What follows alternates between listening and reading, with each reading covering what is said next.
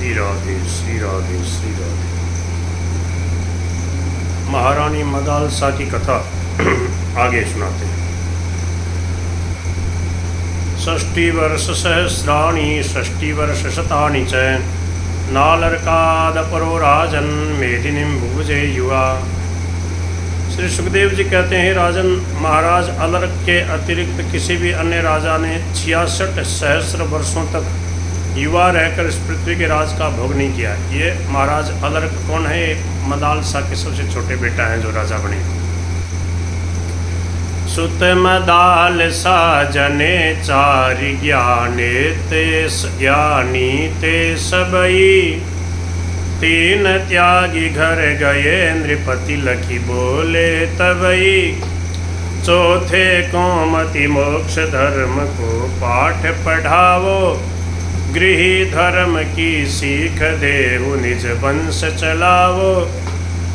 सुत अलर्क राजा करे धर्म प्रवृत्ति सिखाई के, गुप्त मंत्र दे बने गई बंधु प्रबोधे आय के।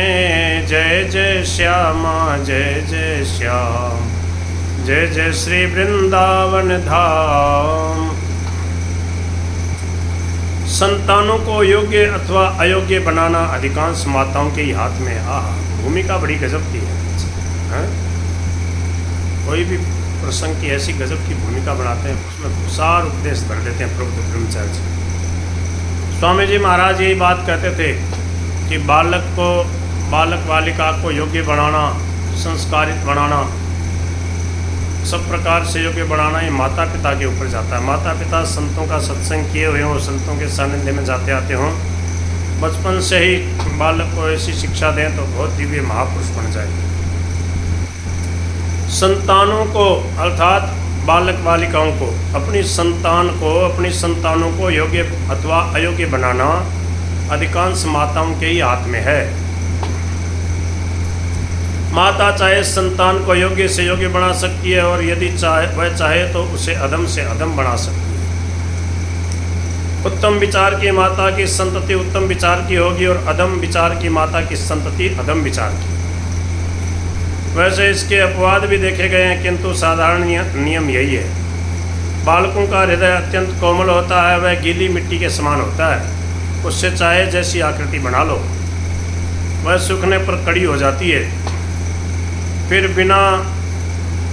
से तोड़े गलाए उसमें परिवर्तन होना कठिन है। जब वो मिट्टी सूख जाती है फिर तोड़ना पड़ेगा। छोटे पौधे की डाली को जिधर चाहे मोड़ दो, डाली बड़ी होने पर टूट भले ही जाए, मुड़ेगी नहीं। कच्चे आटे की मोटी पतली छोटी बड़ी जैसे चाहो रोटी बना सकते हो। परिपक्व होने पर उसमें परिवर्तन अत्यंत कठिन है। इसी प्रकार बाल्यकाल के संस्कार ही स्थायी हो जाते हैं, बड़े होने पर उनका छूटना कठिन है। माता जिन बातों के लिए प्रोत्साहन देगी, बच्चा उन्हीं बातों को करेगा। कोई बच्चा बालकपन में किसी की वस्तु उठा लाया, माता ने उस बच्चे की उस बात का अभिनंदन किया। अब तो वह प्रोत्साहन पाकर नित्य वस्तुएं चुरा कर लाने लगा। बड़ा होने पर वह नामी चोर हुआ, राजा के यहाँ चोरी की, पकड़ा गया, फांसी की आज्ञा हुई। अंत समय में उससे पूछा गया, तुम किसी से मिलना चाहते हो क्या? उसने माँ से मिलने की इच्छा प्रकट की और माँ से उसे मिलाया गया। कुछ बात कहने के लिए उसने माँ का कान काट लिया। माँ रोने लगी। लोग आश्चर्यचकित हो गए। तब उसने कहा, प्रथम जब मैंने चोरी की थी, यदि मेरी माँ उसका अभिनंदन न करती तो आज मैं क्यों चोर बनता, क्यों मुझे फांसी होती। ये बात स्वामी जी भी सुनाते थे। हैं? उसी समय 2 थप्पड़ लगाती तो फिर कभी साहस नहीं करता चोरी करने का। इस दृष्टांत से यही सिद्ध होता है कि संतान को अच्छा और बुरा बनाना माता की शिक्षा के ही ऊपर अवलंबित है। अक्षर ज्ञान का नाम ही शिक्षा नहीं है। पुस्तक विद्या को ही विद्या नहीं कहते। यथार्थ विद्या तो वही है जो हमें मुक्ति पथ की ओर ले जाए। मोक्ष ज्ञान पोथी पत्रों से नहीं होता, वह तो सत्संग द्वारा संस्कारों से प्राप्त होता है।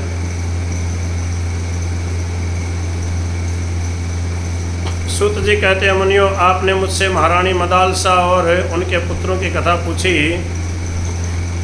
उनके सबसे छोटे पुत्र अलर्क थे। महाराज अलर्क की कथा में ही ये सब प्रसंग आ जाएंगे।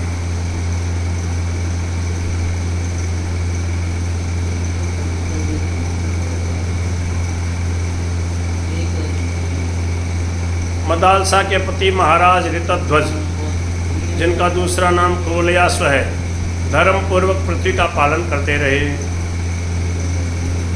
सर्वप्रथम उनके एक पुत्र हुआ, राज्य भर में आनंद मनाया गया। महाराज ने उनका नाम रखा विक्रांत। इस नाम को सुनकर महारानी मदालसा बहुत हंसी। राजा ने पूछा, देवी तुम हंसी क्यों? मदालसा ने कहा, महाराज मैं नाम सुनकर हंसी।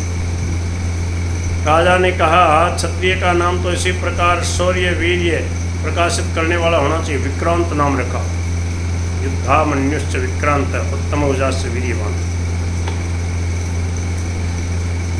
यह सुनकर मदालसा ने कुछ नहीं कहा। वे बच्चे को गोद में लेकर खिलाने लगी। बच्चा जब रोता तब वे लोरियां देती हुई कहती, तू शुद्ध है, तू बुद्ध है, निरंजन है, संसार की माया से इस शरीर को कोई संसार की माया से इस शरीर का कोई संबंध नहीं है, तू रो मत। अथवा रुदन भी मिथ्या है, यह तो शब्द मात्र है, उसमें अच्छाई बुराई क्या? लोग कहते हैं तुम बढ़ रहा है, वास्तव में बढ़ता तो शरीर है। तुझ शुद्ध बुद्ध आत्मा में वृद्धि नहीं, ह्रास नहीं। तो इस मिथ्या शरीर में अपनापन स्थापित करके मोह मत करना। ये जो सांसारिक संबंध है ये सब मिथ्या हैं, झूठे हैं, उनमें मत फंस जाना। मेरे जिन स्तनों का तू प्रेम पूर्वक पान कर रहा है, ये मांस की ग्रंथि मात्र हैं, उन्हीं में रस बनकर दूध होकर इनसे निकलता है। इन्हें तो सुख का स्थान मत समझना, यह तो सब प्रकृति के विकार हैं। संसार की सभी वस्तुएं पंचभूतों से निर्मित हैं, उसी प्रकार तेरी यह देह भी। इस देह में तथा अन्य पदार्थों में तत्व तो कोई भेद नहीं है, तो सब में समान बुद्धि रखना, सबको अपना ही स्वरूप समझना, किसी से राग द्वेष मत करना। इस प्रकार नित्य ही बालक को माँ खिलाते पिलाते परमार्थ का उपदेश देती, उन्हीं भावों को अपने दुग्ध के साथ पिलाती। फिर मदालसा के गर्भ से द्वितीय पुत्र हुआ, उसका नाम राजा ने सुबाहु रखा। सुबाहु नाम को सुनकर भी ब्रह्मवादिनी मदालसा हंसने लगी। उसको भी उसने ब्रह्म ज्ञान की वैसी शिक्षा दी, वह भी बड़ा ज्ञानी तथा विवेकी हुआ। जब तृतीय पुत्र उत्पन्न हुआ तब राजा ने उसका नाम शत्रुमर्दन रखा। इस नाम को सुनकर रानी बहुत हंसी। तब राजा ने कहा, देवी मैं कैसे सुंदर सुंदर नाम रखता हूँ, तुम इन नामों को सुनकर हंसती क्यों हो? हंसकर मदालसा ने कहा, महाराज कौन शत्रु कौन मित्र, आत्मा तो एक अद्वितीय है, उसमें तो शत्रु मित्र या भेदभाव है ही नहीं। अब रहा शरीर सो वह तो अनित्य है, क्षण भंगुर है, जड़ है, उसमें शत्रुता मित्रता बढ़ नहीं सकती। राजा बोले, अच्छी बात है, अब के जो पुत्र हो उसका नामकरण तुम ही करना। रानी ने इस बात को स्वीकार किया। कालांतर में चतुर्थ पुत्र का जन्म हुआ। राजा के कहने से रानी ने उसका नाम अलर्क रखा। इस नाम को सुनकर इस बार राजा हंस पड़े और बोले, यह निरर्थक नाम तुमने बच्चे का किस कारण रखा? अलर्क, अलम मानी बस करो, अर्क मानी सूर्य होता है, सूर्य के समान तेजस्वी हो गए तो बस करो, और क्या चाहिए? सूर्य के समान दिव्य ज्ञान हो जाए क्या?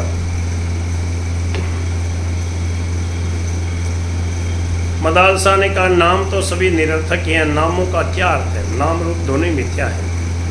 पंचभूतों का एक पिंड है, व्यवहार के लिए उसका एक नाम रख लेते हैं, कोई सा नाम क्यों न हो। आपने जो नाम रखे हैं वे भी तो निरर्थक ही हैं। बच्चे बालू के पिंड बनाते हैं, किसी का नाम लड्डू रखते हैं, किसी का पेड़ा, वे सभी निरर्थक ही हैं। उन सब में बालू ही बालू है। इसी प्रकार आत्मा सर्वव्यापक है, वही विभु है, वही एक सर्वत्र व्यापक है। आपने अपने 3 पुत्रों के नाम विक्रांत, सुबाहु, परिमर्दन रखे हैं। ये शरीर के नाम हैं या आत्मा के? नाम शरीर के हैं या आत्मा के? शरीर के हैं तो मिथ्या हैं, क्योंकि शरीर में विशेष गति, बाहु, सौंदर्य, दुष्ट दमन करने की शक्ति है ही नहीं, कारण कि वह जड़ है। यदि आत्मा के नाम हैं तो भी निरर्थक है। आत्मा तो सर्वव्यापक है, उसकी विशेष गति क्या होगी? आत्मा में स्वरूपता पुरूपता का भेद भी नहीं है, फिर उसकी बाहु स्वरूप कैसे होगी? सुबाहु नाम कैसे होगा आत्मा का? आत्मा का कोई शत्रु नहीं, फिर उसका नाम शत्रुमर्दन नाम कैसे होगा? निरर्थक ही हुआ। जैसे सब नाम निरर्थक हैं वैसे अलर्क नाम भी निरर्थक है। अब तो राजा समझ गए कि मेरी पत्नी ब्रह्मवादिनी योगिनी है। उन्होंने रानी से विनयपूर्वक कहा, तुमने मेरे तीनों पुत्रों को तो ब्रह्मज्ञानी बना दिया, अब वे गृहस्थाश्रम को स्वीकार क्यों करेंगे? कृपा करके मेरे इस चौथे पुत्र को ऐसा उपदेश दो जिससे यह गृहस्थ धर्म का अनुगमन करे। वंश परंपरा को अक्षुण्ण रखना भी तो धर्म है। वंश विच्छेद न होने पावे, इसलिए एक पुत्र को तो तुम प्रवृत्ति मार्ग का उपदेश दो ही। इसको निवृत्ति मार्ग का नहीं, प्रवृत्ति मार्ग का उपदेश दो। मदालसा ने कहा, अच्छी बात है, इससे मैं प्रवृत्ति मार्ग का ही उपदेश दूंगी। अब मदालसा प्रथम पुत्रों की भांति कुमार अलर्क को संसार से वैराग्य लेने का उपदेश न देकर उसे खिलाती हुई कहने लगी, बेटा तुम धन्य हो, तुम इस समस्त वसुंधरा के शत्रुहीन एकमात्र अधीश्वर होगे। तुम धर्म करके ही मोक्ष मार्ग की ओर अग्रसर होगे। तुम देवता, पितर, ऋषि, अतिथि, अभ्यागतों का सदा सेवा सत्कार करना, प्रजा का पुत्रवत पालन करना, यज्ञों के द्वारा देवताओं की श्राद्ध तर्पण द्वारा पितरों की और आतिथ्य सत्कार द्वारा अतिथियों की सेवा करना, प्रवृत्ति धर्म की शिक्षा।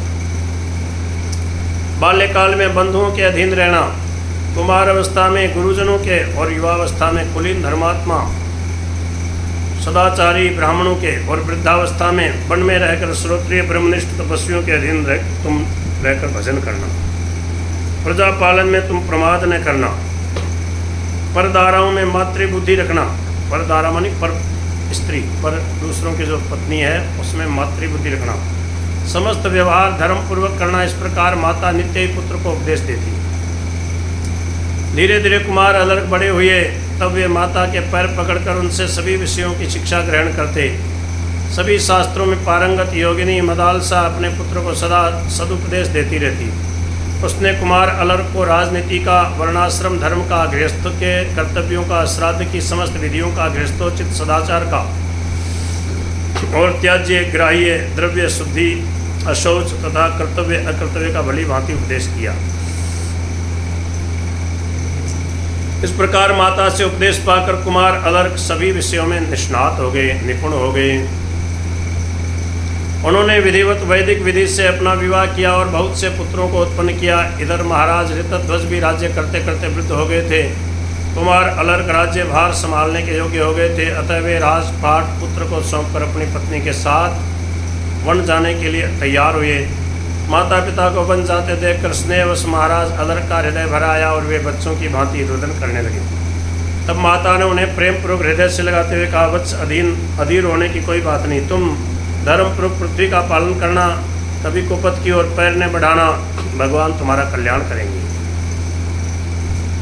यदि तुम परदेव योग से शत्रुओं द्वारा अथवा अन्य किन्हीं कारणों से यदि तुम पर देव योग से शत्रुओं द्वारा अथवा अन्य किन्हीं कारणों से कोई विपत्ति आ जाए, देव योग से कोई विपत्ति आ जाए या कोई शत्रु तुम्हारे को पीड़ा पहुंचाने लगे, तो मेरी दी हुई इस अंगूठी में रेशमी वस्त्र पर अति सूक्ष्म अक्षरों में जो उपदेश लिखा उसे पढ़ लेना। उसके पढ़ने से तुम्हारा दुख दूर होगा। ऐसा उपदेश देकर तथा उस सुवर्ण की अंगूठी को अपने पुत्र को प्रदान करके मदालसा अपने पति के साथ वन को चली गई। वहाँ वह अपने पति के साथ तपस्या करती हुई अंत में पति सहित परम पद को प्राप्त हुई। इधर महाराज अलर्क गंगा यमुना के पवित्र संगम पर यमुना के दक्षिण तट पर जहाँ देव ऋषि तथा देव ऋषिगण सदा निवास करते हैं, उस देव ऋषि देवरख के समीप अपने नाम से अलर्कपुर अरेल नगर बसाकर पृथ्वी का धर्मपूर्वक पालन करने लगे। ये 66 सहस्र वर्ष तक इस पृथ्वी पर राज सुख भोगते रहे। अलर्कपुर का ही अपभ्रंश होके अरेल हो गया। समझ गए? अरेल है ना जो प्रयाग के पास, वहाँ के राजा थे प्रयाग के। पहले प्रयाग थी राजधानी चंद्रवंशी राजाओं की।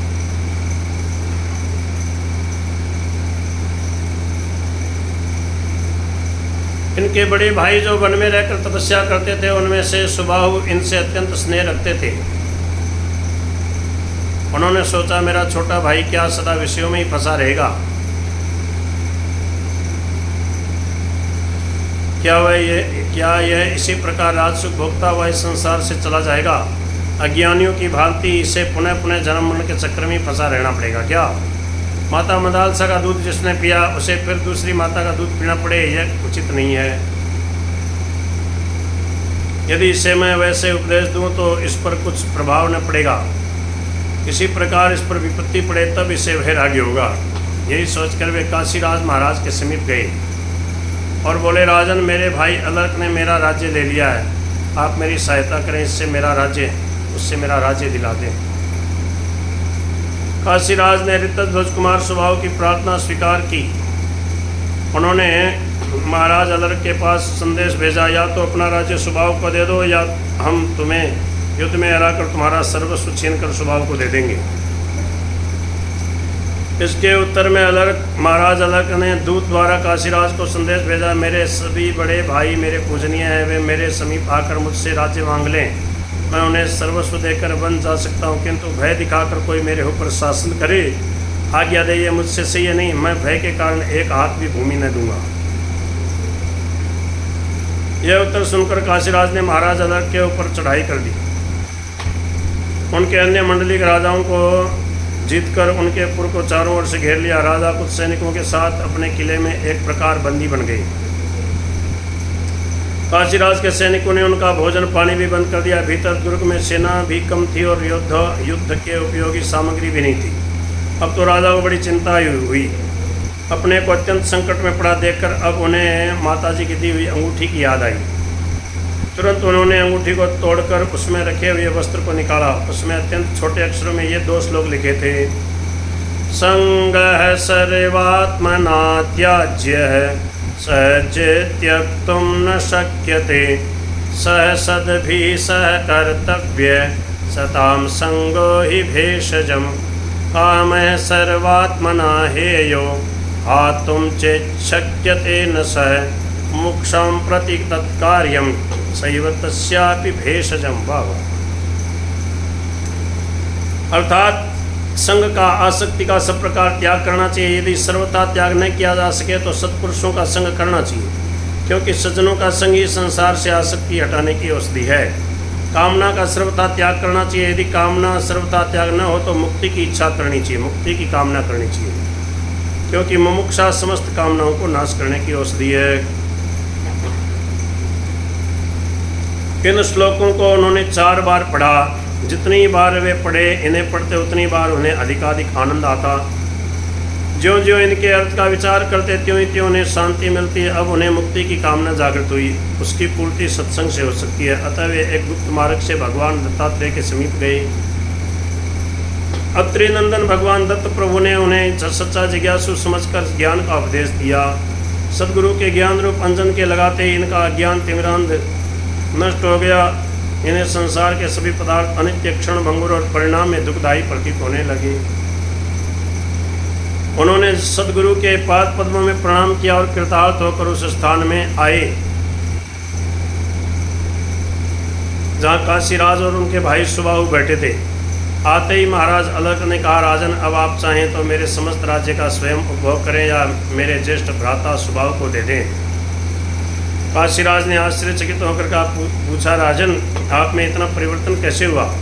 क्षत्रिय का तो यह धर्म नहीं है, उसे या तो शत्रु से युद्ध करके विजय प्राप्त करनी चाहिए अथवा सम्मुख संग्राम में हंसते हंसते प्राणों का परित्याग करना चाहिए। शत्रु के सम्मुख दीन होकर आत्मसमर्पण करना कायरता है, नीचता, दुर्बलता, हृदय की क्षुद्रता और नपुंसकता है। हंसते हुए महाराज अलर्क ने कहा, राजन, अब ये मिथ्या बातें मुझसे मिथ्याभिमान उत्पन्न नहीं कर सकती, मुझ में मिथ्याभिमान उत्पन्न नहीं कर सकती। अब तो मेरा कोई शत्रु संसार में रहा ही नहीं। जब कोई शत्रु ही नहीं तो विजय किस पर करूं? अब तो भगवान दत्त प्रभु की कृपा से मेरा अज्ञान अंधकार दूर हो गया है। अब मेरे शत्रु मित्र उदासीन कोई रह ही नहीं गए। अब तो मैं सच में एक आत्मा को देखता हूँ और अपने आप में चराचर भूतों को अनुभव करता हूँ। अब शोक मोह मेरे पास भटक नहीं सकते। इतना सुनते ही अलर्क के बड़े भाई सुबाहु ने दौड़कर अपने छोटे भाई का आलिंगन किया और काशीराज से बोले, राजन, अब आप जाएं, मैं कृतकाय हो गया, कृतकाय हो चुका। जिस कार्य के लिए मैं आपकी सहायता को आया था वह पूर्ण हो गया। काशीराज ने और भी आश्चर्य प्रकट करते हुए पूछा, आप किस कार्य के लिए आए थे? सुबाहु ने कहा, मैं अपने भाई अलर्क को राज सुखों में आसक्त देखकर उसे उसके यथार्थ स्वरूप का बोध कराने आया था। हम तीनों भाई तो आज तत्वज्ञानी हैं, किंतु हमारा भाई तत्वज्ञ होकर भी सांसारिक भोगों में फंसा था। मैंने सोचा जब तक इस पर दुख न पड़ेगा तब तक इसे मोक्ष की इच्छा न उत्पन्न होगी। जब तक मोक्ष की इच्छा नहीं होती तब तक मनुष्य सत्संग में जाता ही नहीं। अब इसने भगवान दत्तात्रेय से मोक्ष धर्म की दीक्षा ले ली है। मैं कृतकाय हो गया, मैं कृतकृत्य हो गया। मुझे राजपाट लेकर क्या करना है? मैं राज्य लेने की इच्छा से नहीं आया था, अपितु राज्य बंधन से अपने भाई को छुड़ाने आया। वाह! यह सुनकर एक काशीराज ने महात्मा स्वभाव के पैर पकड़ लिए और कहा, महात्मन, आपने अपने भाई का तो उद्धार कर दिया, मैंने भी तो आपकी आज्ञा का पालन किया, मैं भी तो आपकी शरण आया हूँ, मेरा उद्धार आप कब करेंगे? लो साहब। स्वभाव ने कहा, राजन, त्रिवर्ग तो आपको प्राप्त ही है, केवल मोक्ष ज्ञान से आप वंचित हैं, सो आप अहमता ममता का त्याग कर दीजिए। मैं यह हूँ, यह मेरा है, इस अभिमान के त्यागते ही आत्मज्ञान की प्राप्ति हो जाएगी। इस प्रकार काशीराज को अनेक प्रकार के उपदेश देकर अपने छोटे भाई अलर्क से सत्कृत होकर महात्मा स्वभाव अरण्य को चले गए, जंगल में चले गए। इधर काशीराज भी अलर्क से पूजित और सम्मानित होकर सेना सहित अपनी नगरी को लौट गए। सूत जी कहते हैं, मुनियों, महाराज अलर्क के बहुत से पुत्र थे, उनमें सबसे बड़े संतति थे। भगवान दत्तात्रेय जी के द्वारा ज्ञान प्राप्त होने के अनंतर महाराज अलर्क ने अपने सबसे बड़े पुत्र संतति को राज सिंहासन पर बैठाया। राजपाट उसे देखकर पत्नी सहित वे तपस्या करने वन में चले गए। वहाँ उन्होंने गुरु के बताए हुए योग मार्ग का अभ्यास किया। अभ्यास करते करते उन्होंने निर्विकल्प समाधि की अवस्था प्राप्त कर ली। उस अनुपम संपत्ति को पाकर वे परम निर्वाण पद को प्राप्त हुए। यह मैंने अत्यंत संक्षेप से महाराज अलर्क का चरित्र सुनाया। सेना सहित सुबाहु काशी राजा संग आए, पुर अलर्क को घेर लयो नृप अति घबराए।